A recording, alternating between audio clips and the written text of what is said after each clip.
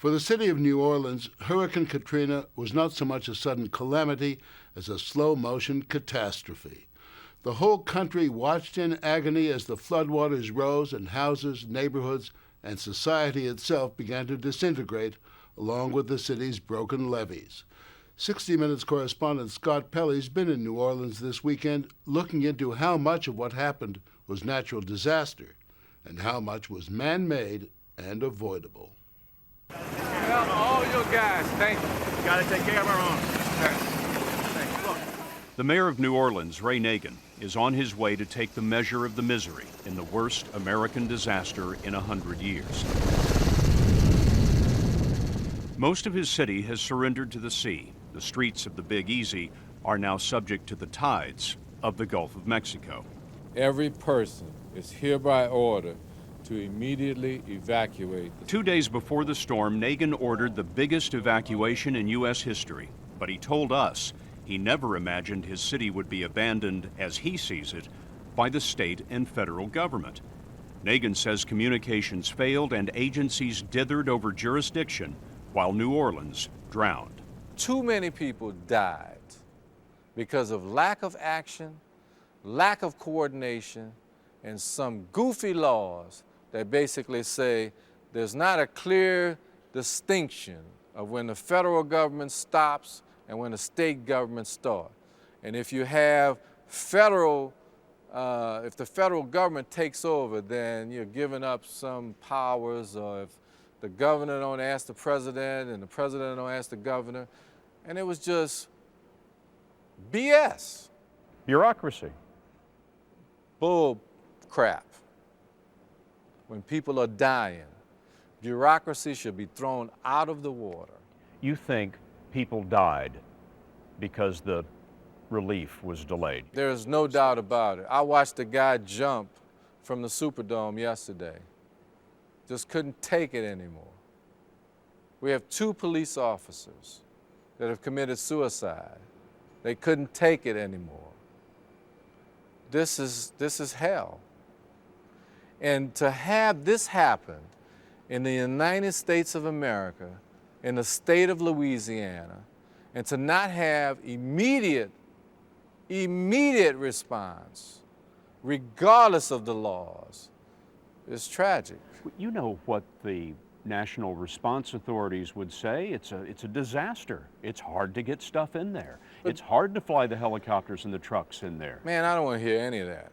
This is a national disaster on U.S. soil. And if we can deploy troops around the world, if we can deploy National Guards in a confined area, this is a small city. It's about 500,000 people. We're not talking about taking over a country. We're talking about 500,000 people, and with all the resources that this state and this country has, it should have gotten done quicker. We met Nagin at his headquarters, this shattered downtown hotel with no power, no water. It's crazy, man, I'm telling you. He's a former cable TV executive with no political experience. He won a surprise victory in 2003.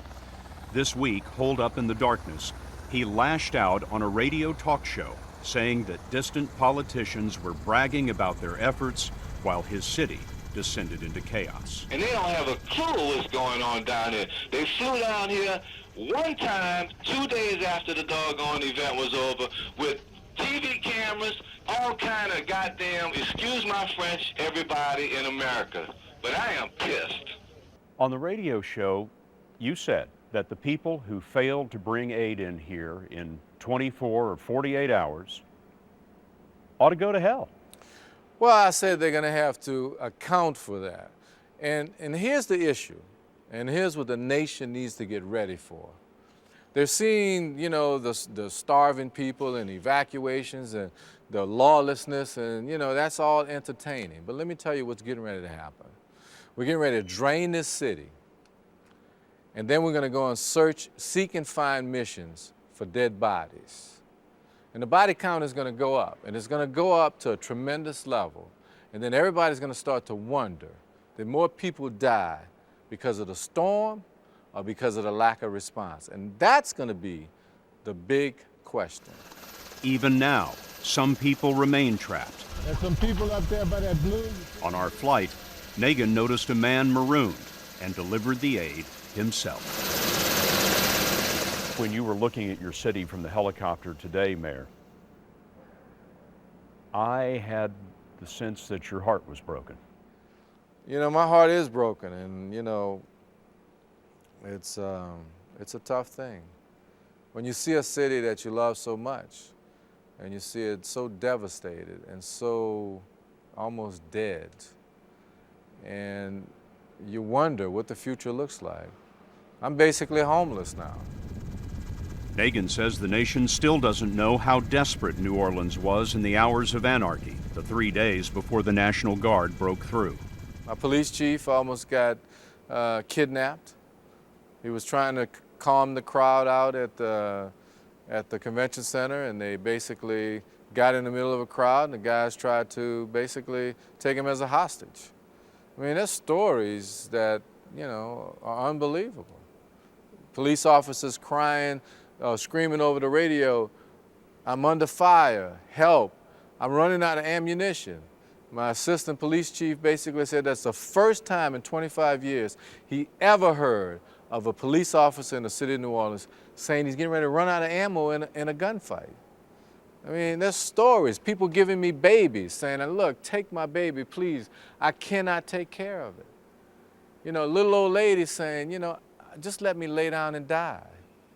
I mean, you want stories? There's stories.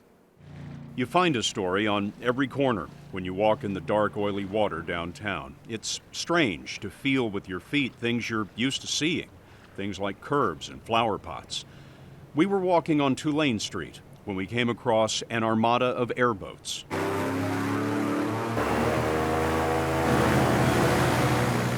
Where are you going? To the hospital? Down to the courthouse. We'll go by the hospital if you want to. How long have those folks been in there? I don't know. Yeah. We know at least since the storm. How do I get on this thing without tipping it over? You ain't gonna You tip won't tip them. over? They were Texas game wardens heading to evacuate the biggest public hospital in the state. This is what their drive down Tulane is like.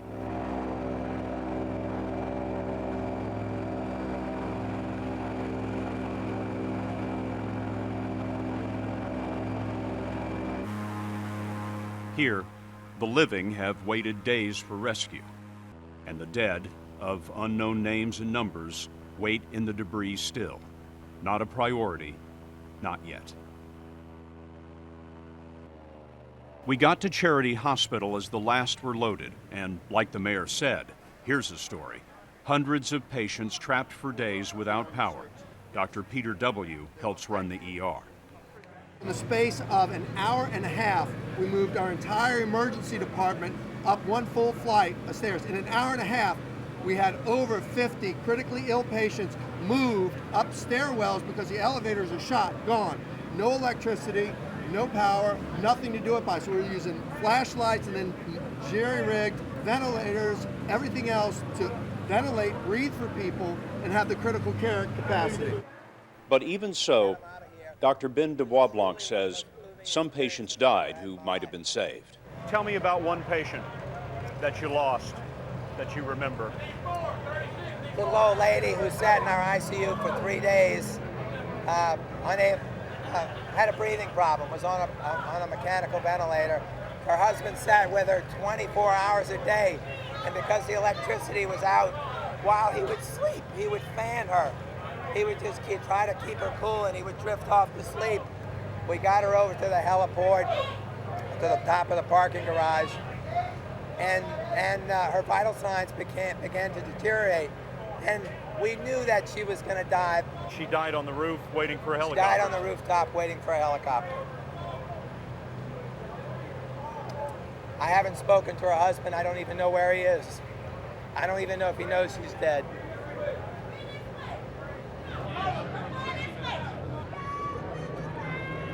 There is joy in rescue, but remember, most of these people have no place to go. Prisoners of the storm are now refugees. One face tells it all, relief, then regret, and a last look at her job for who knows how long. The final evacuation of the stranded is progress. A huge military rescue thunders through the city under the command of Lieutenant General Russell Honore. I want that on the ground so the trucks can go get another load. Yes, sir. You can make that happen? I can make it happen, sir. You the man. Yes, sir. He's a man the mayor calls John Wayne. This is a complex problem. It's called a disaster. Look up the meaning of a disaster. Sir, you understand the frustration that Americans felt all across the country when they were watching on television, people on their roofs, people at the convention center and at the Superdome for days. Oh, man. And people are saying, where's the Army? Where's the National Guard? Why has this taken so long? It took time to get here. And who on that first day knew the levee was going to break? We are blessed in a way that those people made it to the dome. The dome was a blessing? It was a blessing. What would have been the opposite of the storm? They all would have drowned. We would have lost a hell of a lot more people. A hell of a lot more people would have perished. Right outside this hotel, Yes, there are bodies floating in the water. yes. And to people who say, you got to move faster, you got to do more, when are you going to get that cleaned up? You say what? Well, right now, I could either have these troops go do this or move the living.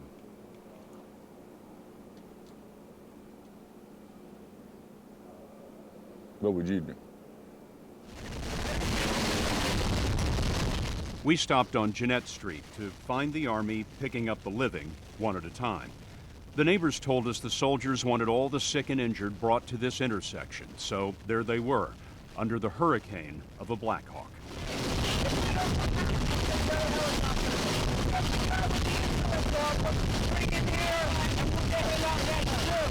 It was incredibly efficient, but the neighbors could be forgiven if they thought this might be the thing that would finally do them in.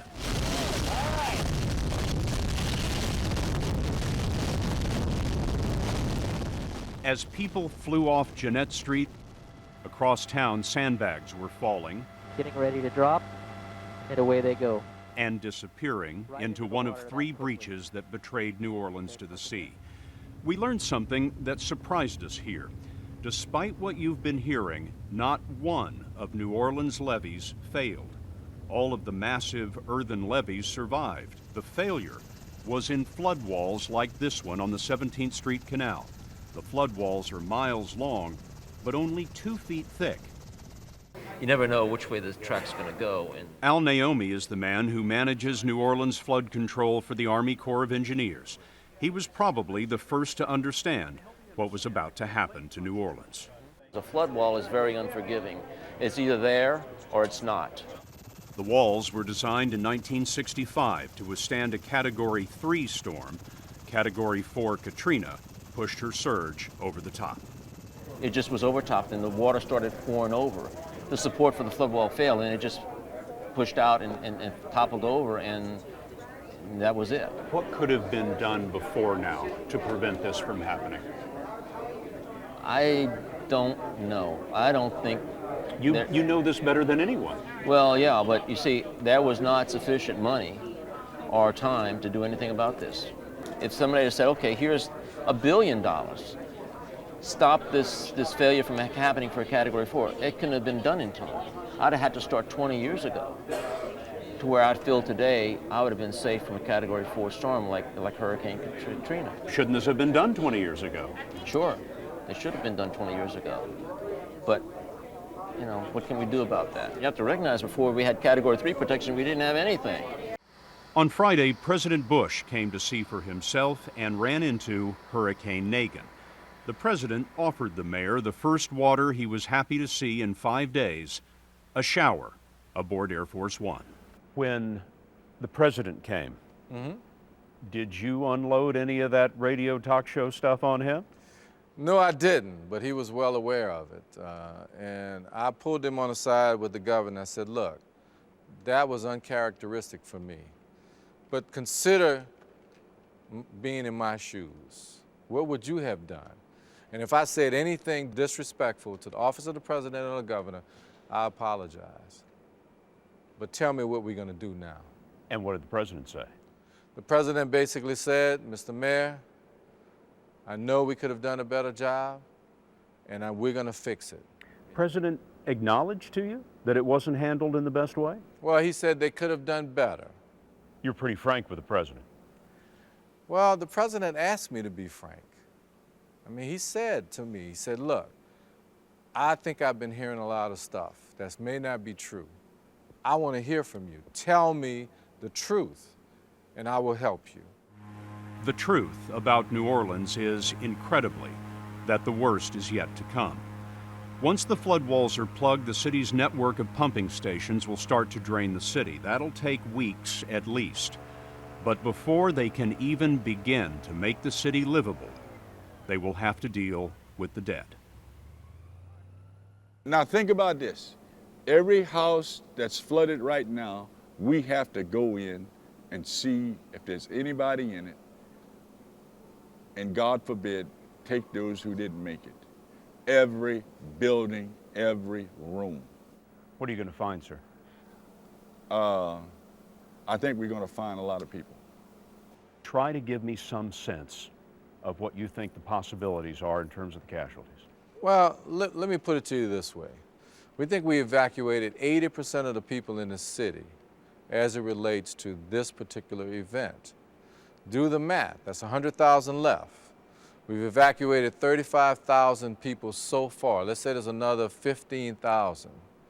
There's 50,000 people unaccounted for. Which number you want to pick? 5%? 10%? 15%? I don't know, but I think it's going to be significant.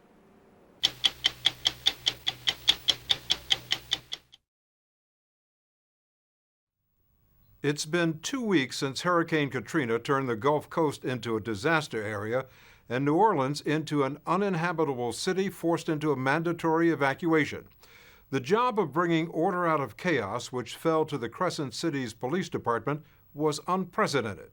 80% of those officers lost their own homes. Nearly a third of the cops are still missing. Some may be dead, most just walked off the job. For the 1,200 cops who stayed on the job, the last 2 weeks were the toughest they've ever faced. We spent this week in New Orleans with the man in charge of the department, and we got a first-hand look at the challenges he and his officers have faced since Hurricane Katrina hit town. Hey, Cheri, give me some love, man. Give me some of that love.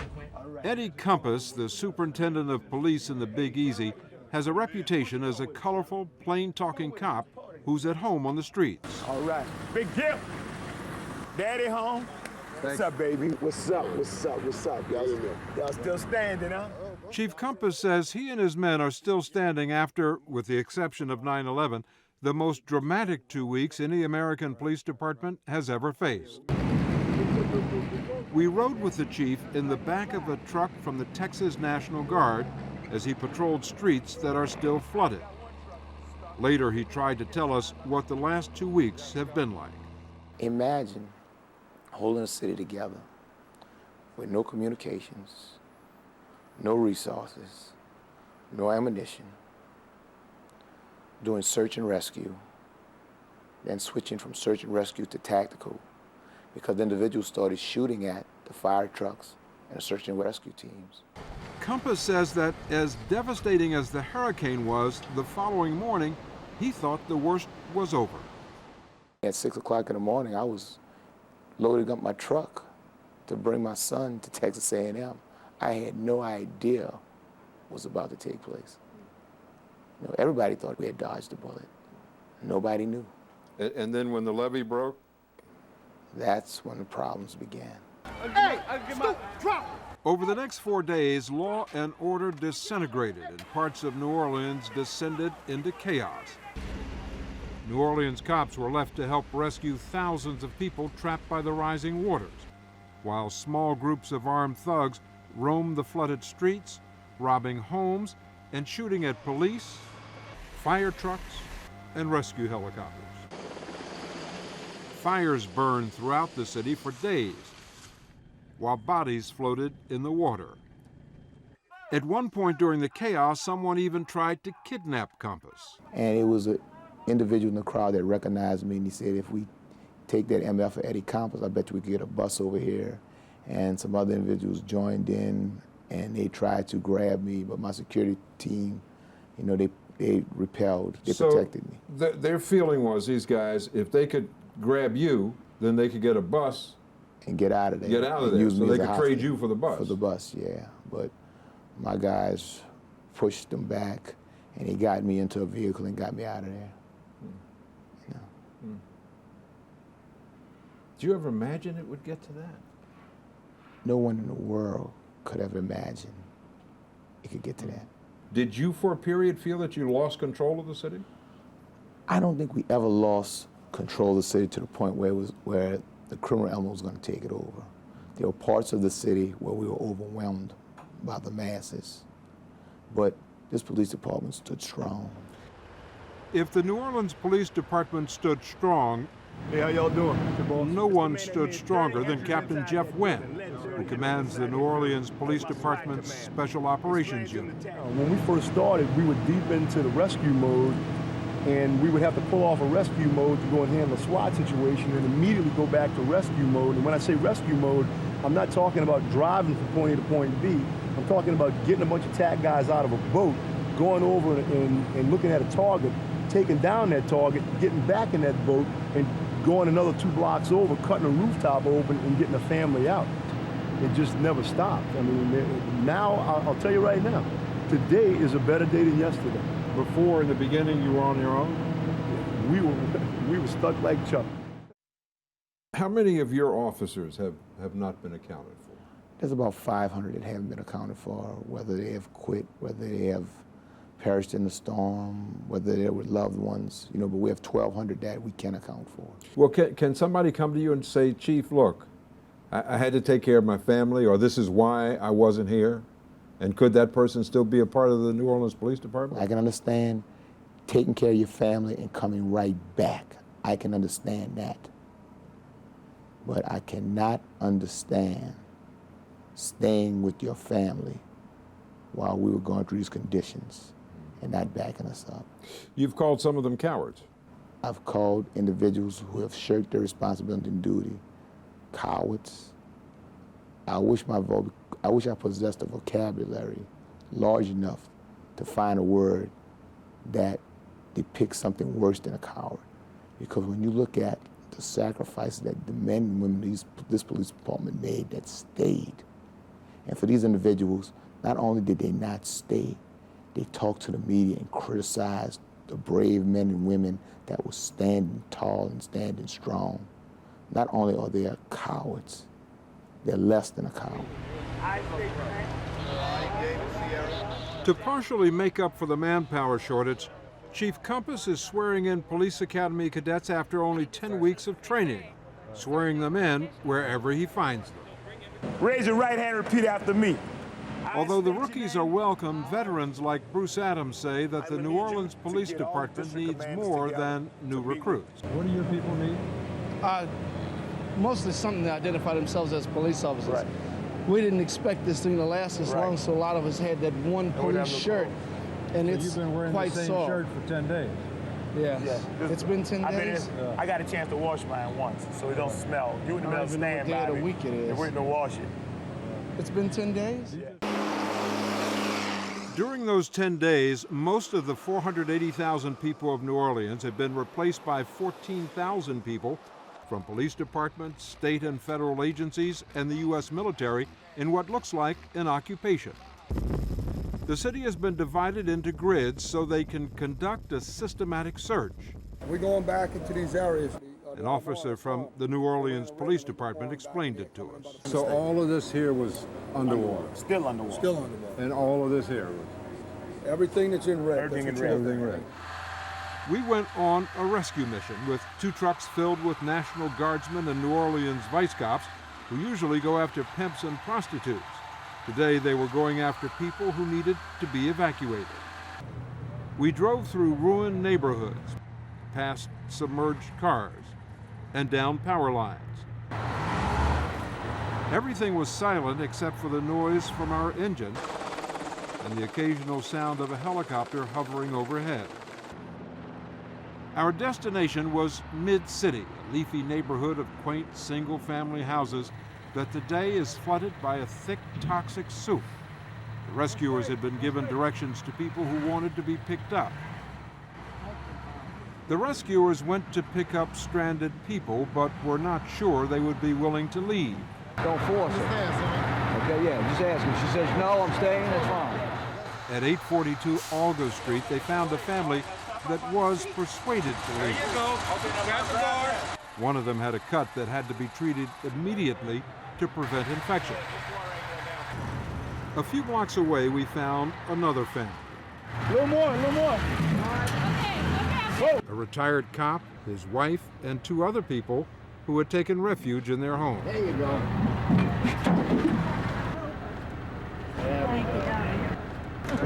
70 years old. I never did this with mine. They told us a woman across the street also wanted to be evacuated. 1, 2, 3. Oh, thank you, Jesus. It was the first time any of them had been out of their home since the hurricane, and the first time they had seen the destruction it had caused to their city. The sight was sobering. City officials have been criticized for not doing enough early on to evacuate New Orleans. Hundreds of school buses sit swamped where they've been since before the storm hit. Could they have been put to better use? You know, we did everything humanly possible we could to evacuate as many people as possible, but many people just waited too late. They did not heed the mayor's warning. And did he say, if you can't get out, here are buses that will take you out and this is where you should go? He gave the location where different buses were going to be, where, you know, evacuating people. But you have to understand, this is a big city, and there's only so many buses. Every resource that we had was utilized as optimum efficiency to get people out of here. Now that most people are out of the city, the police are starting to deal with their own problems and with their own losses. Well, I think that's one reason I try to be so upbeat. That's why I think it's so important for them to see me, for me to interact with them on a daily basis, to keep their spirits up, to keep their spirits high. You know, I mean, I love the men and women in this police department. I can't even emphasize that enough. You know, they are my family. We are family. This is not a police department, this is a family. And most of that family is homeless. 80% of the men and women of the New Orleans Police Department lost everything. Lieutenant David Benelli is one of the lucky ones. He is the head of the city's sex crime divisions. And when he came home after the storm, he was surprised at what he saw. I turned the corner, and when I saw, you know, these skinny pine trees still up, and I saw that the roof was still on, I went in my backyard, and I saw tiki torches still sticking in the backyard. And I go in my house, and there wasn't any water damage. I felt blessed. So blessed that Benelli and his wife Becky, a sergeant in the crime lab, open up their house to homeless cops. They call it Camp Benelli. How many people staying here at your house? It started off at 24. I mean, we withstand the hurricane, we withstand the flood, and I'm sure that 24 people can withstand living under the same roof. You know, we cook. You know, everybody's got their little jobs, go to work, come home. The only thing we can't do is look at a football game because there's no TV on it. And how's yours? Under 7 feet of water. Despite the camaraderie, each one is still hurting. Captain Tammy Brissett lost her house. Officer Shauna Pichon had just located her mother, but was still searching for her son, her father, and her brother. Darrell Gordon's wife and 3 kids were in Baton Rouge en route to Houston. I had them in a hotel that was costing me $70 a day, and now they're about to move to Houston so my kids can go to school and my wife can get an apartment, and I have to stay here and do my job. You think you might move to Houston? No, I'd never do that.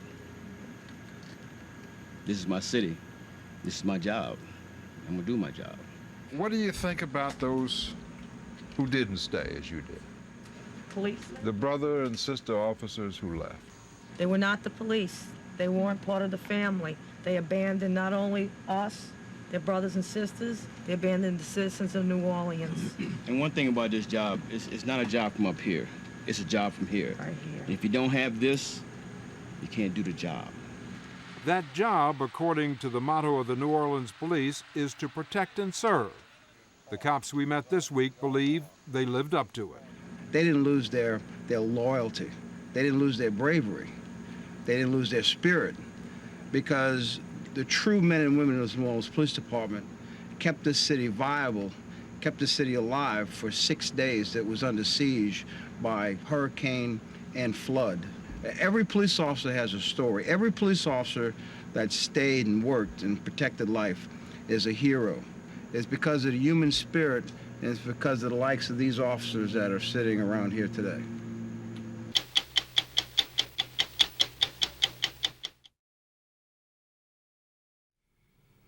When Hurricane Katrina blew through New Orleans almost 4 months ago, thousands of people left in the city were trapped with no food, no water, no shelter, and were desperate to escape the devastation. The bridge that spans the Mississippi River from New Orleans to Gretna was one of the few ways out until police from Gretna used force to stop pedestrians from crossing it. Since most of the police officers were white and most of the evacuees were black, the incident quickly took on racial overtones. We wondered why, under any circumstances, people who were only trying to walk out of a devastated city could be prevented from reaching relative safety. So we went to New Orleans to find out. But as with so many things in America, when it comes to race, the answer is hardly ever black and white. The bridge where the incident took place is called the Crescent City Connection, linking the city of New Orleans with the west bank of the Mississippi River. It was Wednesday, 3 days after Katrina, when thousands of people started to walk across the bridge. Some 6,000 were put on buses. The exodus continued the next day when a group of tourists who had been staying in the French Quarter started heading in that direction. Along the way, they were joined by hundreds of locals. But when this group tried to cross the bridge, they were met by a line of armed Gretna policemen who fired shotguns over their heads, told them Gretna was closed, and turned them back. We found 8 people who were on the bridge that day. Kathy Golden, who now lives in Boston, was visiting her hometown with her daughter, her son, and 3 of their friends. Larry Bradshaw and Lori Beth Slonsky, both paramedics from San Francisco, were in town for a convention. They all met the morning they were forced to leave the hotel where they'd been staying since the hurricane. There was no electricity or plumbing, and so after 4 days, it just became, I'm sure, a danger to not just the hotel, for us. We needed to get out. Please help us. They joined thousands of people who had been left behind in New Orleans and were walking the streets looking for help. Yeah, how can we get out of town? 200 people from the hotel ended up stranded across from the police department's command post. A gentleman came out and identified himself as one of the commanders. And he said, I have a solution. I have buses waiting for you across the bridge. With that assurance, they joined hundreds of other people who were walking towards the bridge to Gretna. These pictures were taken that day by a CBS News crew that was driving across the bridge. They show groups of evacuees approaching a line of policemen holding shotguns. The police car says Gretna Police. Kathy Golden told us that when her group reached the police line, they were told there were no buses, and they were stopped with a shotgun blast. What was your reaction when you heard the gunshot? I was scared at first. I've heard gunshots before because I live in an inner city area, but not a shotgun, and I was concerned about my safety and those who were with me. One of the people on the bridge with Kathy Golden was Sharon Holloman. Did you see the police fire their guns, or did you just hear them? We saw it. We were close enough to them. They'd racked their shotguns and let off a warning shot. We were this far away. As far away from you as I am. Larry Bradshaw, who was at the front of the group, says he tried to get an explanation why they were being turned back. The only 2 explanations we ever received was, one, we're not going to have any Superdomes over here, and this is not New Orleans. What did that mean to you? To me, that was code language or code words for, we're not having black people coming into our neighborhood. With nowhere to go, they set up a makeshift camp in the middle of the highway. These pictures, taken by the evacuees, show some of the children who were there. The plan was to spend the night on the bridge and the next day try to cross again. But then a vehicle with Gretna police markings drove up. He sped down in his cruiser, and over the loudspeaker, he just continuously said, "Get the off the bridge." What? "Get the off the bridge," and would point his gun at some people. He pointed his gun. Mm-hmm. At that point, a helicopter dropped close to the encampment, and its downdraft blew things everywhere, forcing the evacuees off the bridge. They believe that the motive was racism. Why do you think you were turned away? I think because the group was 95% African American. Is that the way you all feel? Yes. Definitely. Do you have any evidence to support that? A group of people trying to leave the city that's predominantly African American, and you have the officers who are white. That's the way it appears, and in that situation, that's the way you feel. We weren't given any information as to why we couldn't leave. It's just appearance alone would make me feel that way. We're not a predominantly white, racist community that some people may assume that because we live in the South, because we're in New Orleans, that that's just the way it is. Ronnie Harris is the mayor of Gretna. He spoke with us because he feels strongly that the Gretna Police Department's actions on the bridge had nothing to do with race and have been greatly misunderstood. Our community is one that understands compassion, one that understands that we have to give where we can, but when there is none, you have to take care of your own population first, and that is what we were faced with. Gretna is a middle-class suburb whose population of 17,500 is mostly white, but there is a substantial black minority, 35%. According to the mayor, from day one after the hurricane, Gretna was in no position to help outsiders. The city of Gretna was completely on its own. Our entire services were disrupted. No city services, no electricity. We had no shelter. We had no medical services. We were hit by Category 4 hurricane. What were people expecting us to do? And on day one, had you heard about the looting that had started in New Orleans? I saw brief reports, and quite frankly, I was embarrassed to see the free-for-all of not taking food and water, but goods and items, vandalism, civil unrest, civil disobedience, and it sickened me. Fires have broken out across the New Orleans area, most of them started by looters. And the looters are just about anybody, from old men to little girls. The mayor's image of New Orleans came from media reports like these that emphasize chaos, anarchy, looting, and violence. Who's next? There are also reports of rape and violence. If you're in New Orleans at night, you stand a good chance of being shot. So this environment of police officers being shot, citizens lying dead in the street, images of looting going on in the city of New Orleans made me realize that our community was in a crisis far greater proportion than just of the hurricane. His concern increased on Wednesday when thousands of people from New Orleans, mostly desperate, poor African Americans, started walking across the bridge towards Gretna. It started as a trickle, then it began quite heavily. From our estimates, between 5,000 and 6,000 people amassed on the west bank of the river. Now that's our side of the river, the Gretna side. The number of people fleeing the city was so large that the Gretna police commandeered transportation to bus them out of town. Over the next 24 hours, the police say they bused 6,000 evacuees from New Orleans. At the same time, police were on guard against reports of looting. All of this was crashing down on all of us who were in charge, had to make decisions in a crisis mode. And that's what led to the police chief's decision to seal off Gretna? Something had to be done. Did the police chief consult with you before he sealed off the town? It was his decision, of which I supported wholeheartedly. We had to make a decision because we did not have the wherewithal to continue and to evacuate thousands and thousands of more people. Glad to see you, Mayor. Yeah, Arthur Lawson is the chief of police in Gretna. We wanted to ask him about his decision to shut down the bridge, but he declined our request. But he did speak with a CBS News reporter shortly after the incident. You know, our job was to secure our city. We did our best to evacuate those that came over, but we could not continue to evacuate the entire city of New Orleans. You say you sealed the city because you wanted to protect the city and protect the residents of your city. Protect the lives of our residents, that's right. Protect them from what? Protect them from whom? You had to be there to understand and witness total chaos, total mayhem, the lack of information. That is what was facing us. And firing a shotgun, was that justified? When law enforcement is present, order is expected. Without it, terror and mayhem can ensue. So you felt you had to condemn everyone because there might be some bad apples in that bunch? Absolutely not. When I say condemn, you're turning them around.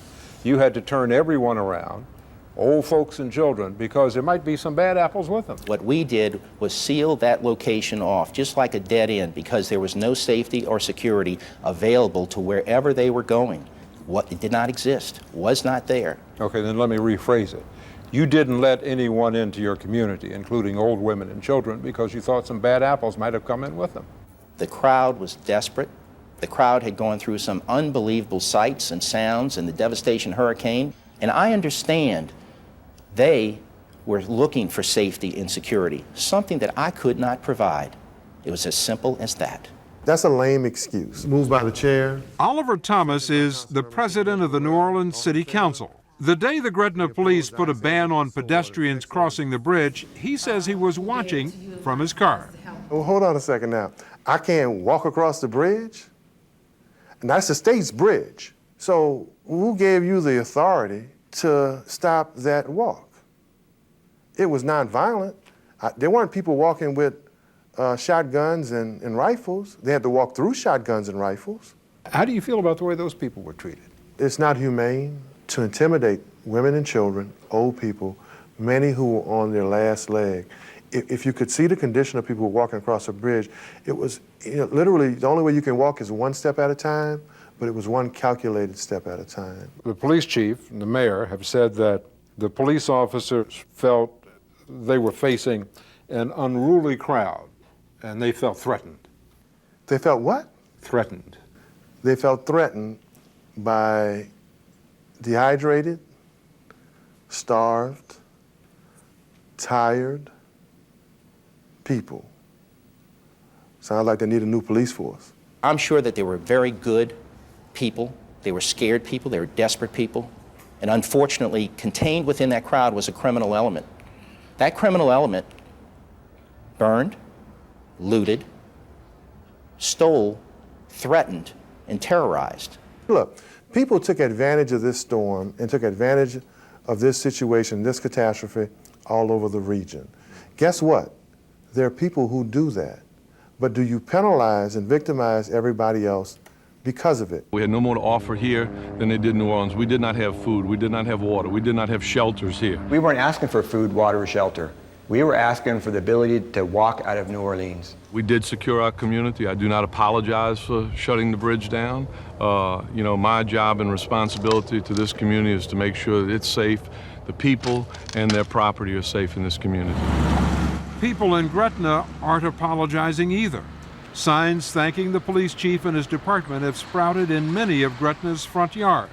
I salute each and every brave police officer. And the city council unanimously passed a resolution saying that allowing individuals to enter the city posed an unacceptable risk to the safety of the citizens of Gretna. They seem to be saying that there's a limit to compassion, that there's only so much you can do in circumstances like this to help people.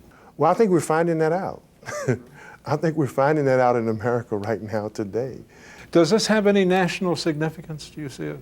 Does it say something about America? Katrina washed away a lot of veils and took a lot of face masks off. Your politics cannot be bigger than your humanity. And in this case, we didn't need politics, we needed humanity. The Louisiana Attorney General's office is investigating whether laws were broken or civil rights were violated on the bridge to Gretna.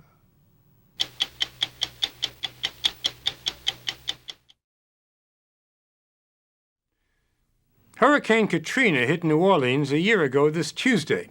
CBS News national correspondent Byron Pitts has been covering the story ever since. We are once again in the heart of hurricane season. Yet for people who live along the Gulf Coast, it's that hurricane past that still causes sleepless nights. Hurricane Katrina killed more than 1,300 men, women, and children. Many of those who died in New Orleans. 1 year later, New Orleans is still struggling to recover. The man in charge of bringing the city back to life is Mayor Ray Nagin. But there are questions. Is he up to the job? And what if there's another direct hit? Is New Orleans ready for another hurricane? I think we're ready for another hurricane like Katrina. There's the headline. Absolutely. How is that possible? When Katrina hit us, our highest levees were 12 to 13 feet. The ones they're building now, as high as 20 feet. The failure of those levees was the signature event behind the flooding that left 80% of New Orleans underwater after Katrina. Today, in one of the few visible signs of recovery, the 220 miles of the levees damaged by the storm have been repaired or restored by the Army Corps of Engineers. Now, how does this compare to the old levee wall? Oh, it was a third of that, maybe. It was just dirt. And that was part of the problem. When the water was overflowing, it came and started digging. It dug holes on this side of the levee. And this is the anti-scouring part. So now if the water flows over, it won't dig a hole. And when it dug a hole, it weakened the whole levee, and then it just kind of caved in. So you're convinced that Cat 3, Cat 4, this wall will hold? Look at this, man. Where's this gonna go? If New Orleans is prepared for a hurricane today, that was not the case a year ago. And Nagin helped make a bad situation worse by not ordering a mandatory evacuation until the morning before the storm made landfall. His delay and indecision almost certainly cost lives. That was heartbreaking. Seeing dead bodies in the water and watching babies and old people, elderly people really suffering. That was very, very tough. In New Orleans, about how many died? About 600. 600 people? Yes. Any private moments where you blame yourself for those people who died? Absolutely. I think about whether I could have ordered a mandatory evacuation earlier. I think about what we could have done differently and better with the Superdome and with getting more people out of the neighborhoods. I contemplate and think about that a lot. How would you evacuate people differently this time? We're getting everybody out, and we're going to use every medium available. No shelter of last resort, buses, trains, planes, everybody's got to go. Under the mayor's new plan, no Superdome, no convention center. When a Category 3 or higher hurricane threatens New Orleans, everyone leaves. We should be able to move it forward. Planning for the next disaster seems simple, compared with fixing what was broken by the last one. 1 year later, parts of New Orleans look the way they did days after the hurricane. Tons of debris still scattered about. 6 of the city's 9 hospitals still closed. Before Katrina, some 65,000 children attended public schools here. This fall, it could be down to 21,000. Thousands of families remain in government trailers. Today, neighborhoods are still deserted, block after block of deafening silence. Everywhere you see a home or a slab, there were people who lived here. And it just kind of keeps me sad from the standpoint that they're somewhere around the country. They're stressed out, they're confused, and they're trying to figure out a way to come back home. And when you look at this, they won't be back for a long time, so it's really tough. You hear it all the time. Why can't you clean this area up faster than you have? People blame you for that. This is the cleaned up version. This is. I hate to put it in those terms, but right after Katrina, this was absolute. You couldn't drive up this street, and we've cleaned up just about everything except for things on people's personal property. Now we have to contact a lot of these individuals and get their permissions to go here and demolish these properties. But you can't get the cars out yet. You can't get this demolished. It's all right. You guys in New York City can't get a hole in the ground fixed, and it's 5 years later. So let's be fair. If Nagin is defensive about accusations things are moving too slowly under his watch, he gets no sympathy from Leonard Moore, a professor of African American history at Louisiana State University. Moore is writing a book critical of Nagin titled An Oreo in Chocolate City. What does Ray Nagin have to do going forward now to reclaim New Orleans, rebuild New Orleans? Oh, I think that day is come and gone. Gone? Yeah. I mean, I don't think already. I don't think Nagin is At this stage of the game, I think he's too damaged to be an effective politician. Wow. Moore believes Nagin failed as a leader during Katrina and has continued to fail in the year since. We're gonna get you back, man. Especially when it comes to helping the city's black residents. You are mayor of the city, you control the jobs, there's a lot of money flowing through here. Grab a hold of the reins and do something to help these people come back to their city, or do something to help these people get on with their lives. What's your plan for New Orleans? We have to get our infrastructure together. That's still a little strained. The water system, for example. A little strained. A little strained. Being generous, aren't you? Well, it's all relative. About the city's water system. 85 million gallons of fresh water has been leaking away every day since Katrina hit. As for the master plan for rebuilding, it won't be finalized before May of next year. Only then can the real work begin. But Mayor Nagin remains stubbornly optimistic. At the end of the day, I see the city being totally rebuilt. I see us eliminating blight, still being culturally unique, with a new school system that's probably state-of-the-art, and a much more diversified economy where creative people come to live, love, and play. And cake and ice cream for everybody, is there? Cake and ice cream, well, we can you're work that paying out. Some awfully- beignets, Right. and, cafe au lait. That's what I see. Now, is that from realistic? point A to get there, it's going to take a lot of hard work. We don't have a lot of time, and we won't have a lot of opportunity to get it right if it's not. Oliver Thomas is president of the New Orleans City Council. He believes Nagin has made mistakes, but he won't give up on him. This was the equivalent of a bomb falling in New Orleans. Should things have happened quicker? Yes. But everyone has their own style of leadership. And right now, our political leader, our political father, is Ray Nagin. So for the next 4 years, we're going to sink or swim with him. Another sign that things are not close to normal in New Orleans, the presence of the National Guard. Nagin called them in this summer to deal with a sharp rise in murders. What's up, guys? At the earliest, those 300 guardsmen won't be leaving until the end of the year. We've had some very high-profile events as far as multiple murders that have happened. So it's unnerved the community in a big way. But all the crime statistics that we look at on a per capita basis are down, with the exception of the rising murder rate. That's a big one, though. It's a huge one. Right? I mean, if people don't feel safe in New Orleans, tourism is your bread and butter. Rarely is there an issue with the tourists. This is happening in the inner city where most tourists don't go, and it's basically turf battles primarily over drug activity. New Orleans is a violent city, and I'm going to say this. If I could deputize King Kong and Godzilla, I'd do it tomorrow. And people would be uncomfortable watching King Kong and Godzilla walk around the street, right? But if they can fight these thugs and stop crime while we're rebuilding, I'm going to put a blue uniform on them. The struggle with crime is happening with half the city's population still displaced. And the half that hasn't come back is mostly poor, predominantly black.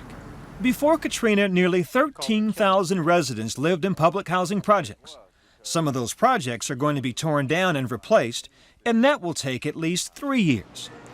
So a city that was once 67% minority faces a change in color and culture. The mayor insists he's committed to preserving New Orleans' diversity.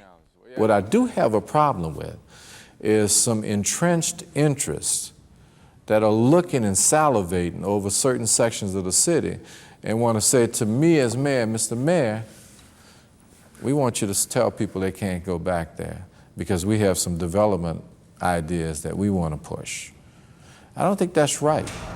Nagin claims he's looking out for the poor, yet he's made more progress lining up developments that appear to cater to the rich. Tell me something that's going to happen for sure. Trump Towers.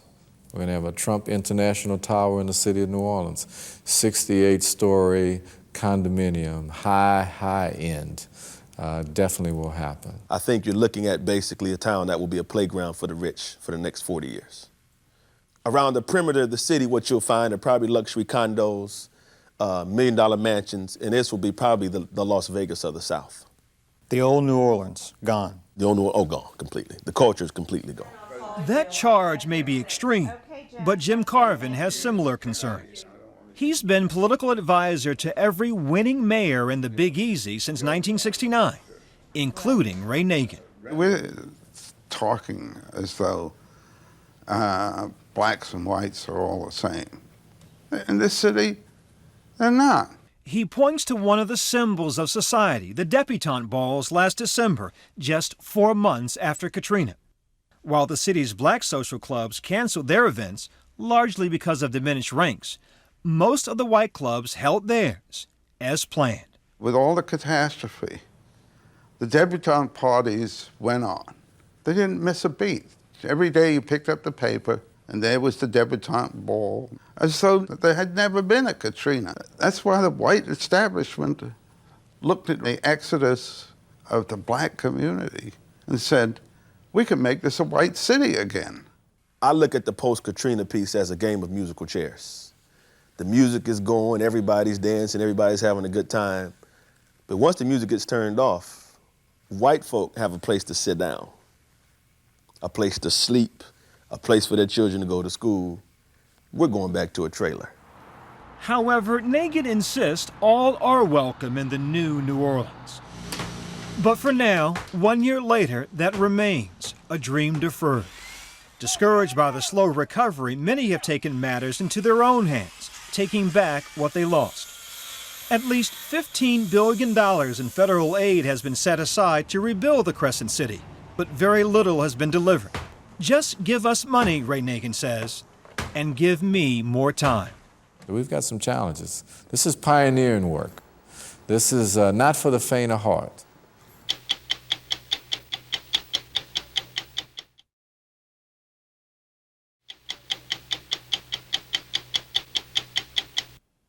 In the aftermath of Hurricane Katrina, more than 1,000 bodies were recovered in the city of New Orleans. Among the dead were 34 patients from Memorial Medical Center, a hospital that was stranded, isolated, in 10 feet of water and without power for 4 sweltering days. This summer, Louisiana's Attorney General stunned the city when he charged that 4 of Memorial's dead did not die from illnesses or even from the horrific conditions, but that they were murdered. Even more stunning, a highly respected doctor and 2 nurses were arrested. But was it murder? That question has triggered a bitter debate in New Orleans, an age-old debate about medical morality. Tonight, for the first time, we hear from the accused. It is unbelievably shocking for me that I'm actually sitting here having this conversation with you on national TV.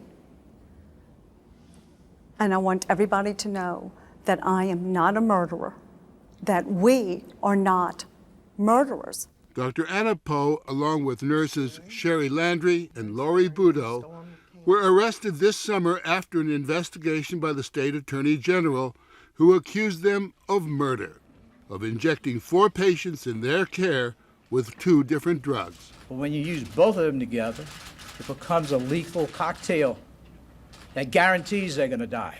The story made headlines around the world. It's New Orleans, after all, and theories abound. Were patients murdered? Was it mercy killing? Did the doctor and nurses kill patients who were dying anyway and were too ill to be evacuated? Or were they simply given medication to make them comfortable in the most horrific of conditions? The Attorney General had no doubt. This is not euthanasia. This is plain and simple homicide. He went from being a highly respected physician to, in the eyes of the law, a criminal. What did that do to you? It completely ripped my heart out, because my entire life I have tried to do good, and my entire adult life I have given everything that I have within me to take care of my patients. She's been practicing medicine for more than 15 years as a head and neck surgeon who specializes in treating cancer patients. As Katrina approached, Dr. Poe headed to Memorial Medical Center, where she was on call. In all, about 2,000 people were in the hospital that Sunday night, many of them simply seeking refuge. After the storm passed the next morning, there was a sense of relief. Dr. Poe was offered the chance to leave. She chose to stay with her patients. By early Tuesday morning, the city's levees were collapsing. It was really shocking. The water was squirting out of the vents in the street, the gutters, and water started coming, and it probably rose about a foot an hour. By late Tuesday, the hospital was flooded with 10 feet of water and completely without power. Ventilators stopped. There were no telephones, limited food, and perhaps worst of all, the 110-degree heat. I don't know if there's any way for me to describe to you how intense the heat was. It was relentless. It was suffocating. It made it extremely difficult to breathe. And with the heat came the terrible smell from all of the human waste and the fact that we didn't have water. It was becoming apparent that the hospital must be evacuated, but authorities told Memorial they were not a high priority because thousands of city residents were trapped on their rooftops. Occasional helicopters or small boats would evacuate some patients, but nurses Cheri, Landry, and Budo say that was rare. It was like, where are the boats? Where are the helicopters? Why isn't anybody coming? Did either of you think of just getting out of one of those boats? Not until everybody else was out, as far as patients or visitors or families. I mean, we were there for the duration.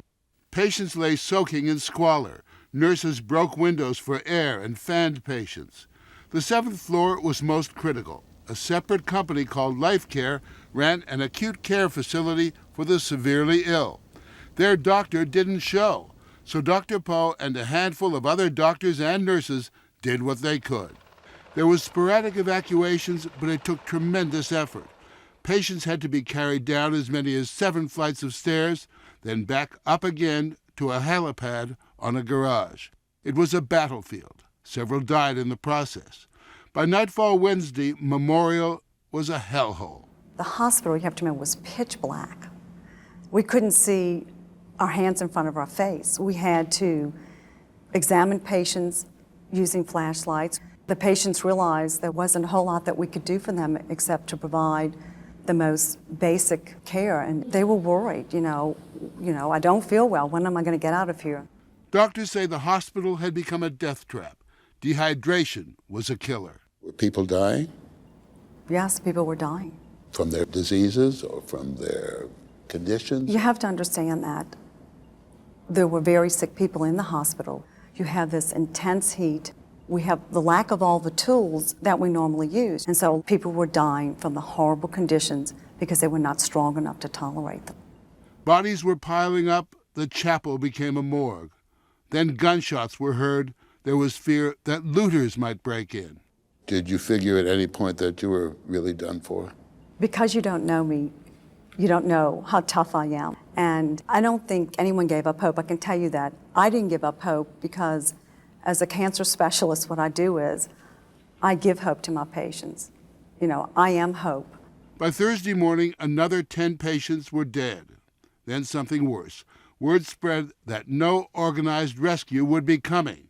Dr. John Kokomore was stunned. That was actually what was told us, that help was not on the way, that we would be on our own. At that point, we were dumbfounded and in a bit of shock. So you were being abandoned, in effect? Yes, sir. What choices did you have at the height of this battle? Our choice would have been to leave the hospital and leave behind our patients. That was unacceptable to me and unacceptable to virtually all of our doctors. Many felt that patients could not bear another day in Memorial. Preparations were made for a makeshift evacuation. Several doctors waded out into the floodwaters to try to commandeer boats. According to Attorney General Charles Foti, that's when Dr. Anna Poe and her nurses injected 4 patients with lethal doses. The Attorney General says in this affidavit that several witnesses claim that Dr. Poe, along with nurses Budo and Landry, headed up to the life care facility on the 7th floor, where there were 9 patients that doctors say were too sick to be moved. Foti claims Dr. Poe told the staff they didn't have a lot of time and that they needed to evacuate.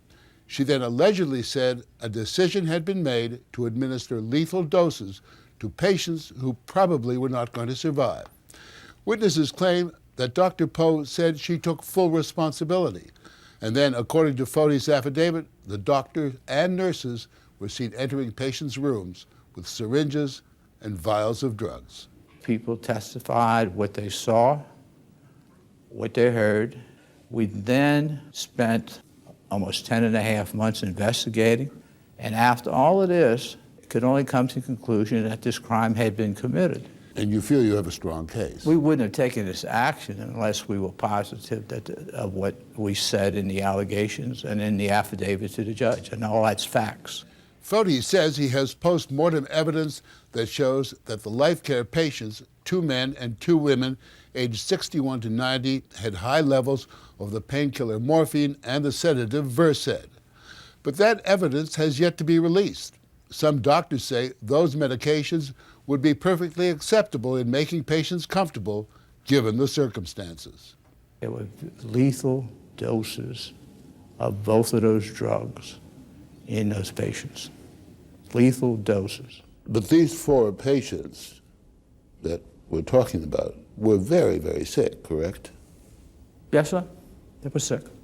I mean, they had do not resuscitate. Some did, some don't. Do not resuscitate does not mean do not rescue. Foti claims it's possible that Dr. Poe and the nurses killed even more patients. By most accounts, all of these women were respected professionals with great records. Even respected people make bad choices. But would you not think that in case of murder, the perpetrators would try to conceal their actions? Maybe they just didn't think that anybody would ever find out. Dr. Poe and the nurses agreed to talk to us, but their lawyers would not let them discuss any specifics of their actions that day. The lawyers say that's because the state has yet to show them any of the evidence. They say they plan to argue that the entire investigation is illegitimate. But Dr. Poe will answer the central question. Did you murder those patients as the Attorney General alleges? No, I did not murder those patients. Mr. Safer, I've spent my entire life taking care of patients. I have no history of doing anything other than good for my patients. I do the best of my ability. Why would I suddenly start murdering people?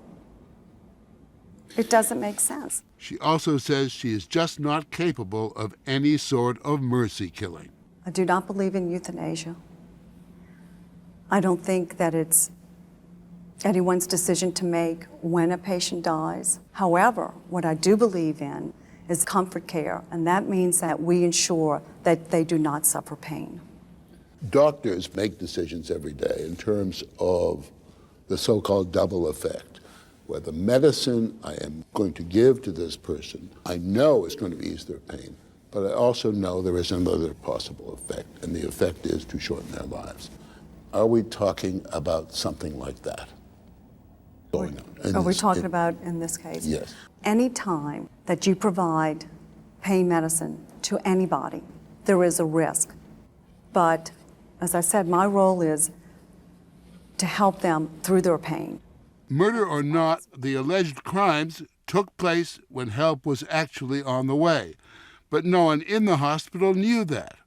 The owners of Memorial had chartered 5 helicopters. Within hours, hundreds of people were evacuated. 34 people lay dead. I don't think that I could have done anything more. I worked almost around the clock, running up and down the stairs. I did the best I could under these dreadful conditions that I did not create, but that were created by the fact that we were abandoned. You took the conditions into consideration when you made your judgment? Yes, sir. Any second thoughts? No, sir. The criminal case is now in the hands of the New Orleans District Attorney, who must decide whether or not to present it to a grand jury. Whatever may have happened at Memorial, it is one more example of the utter failure of city, state, and federal authorities. As for Dr. Poe and the nurses, they are faced with the prospect of life in prison and the possibility of never practicing medicine again. That is the thing that is truly the most painful for me. I'm very committed and I love what I do. I mean, I really love it. It is the best thing about my life. And the fact that I may not be able to continue to do the thing that I love the most, where I know that I can do a lot of good, is just phenomenally, phenomenally painful to me.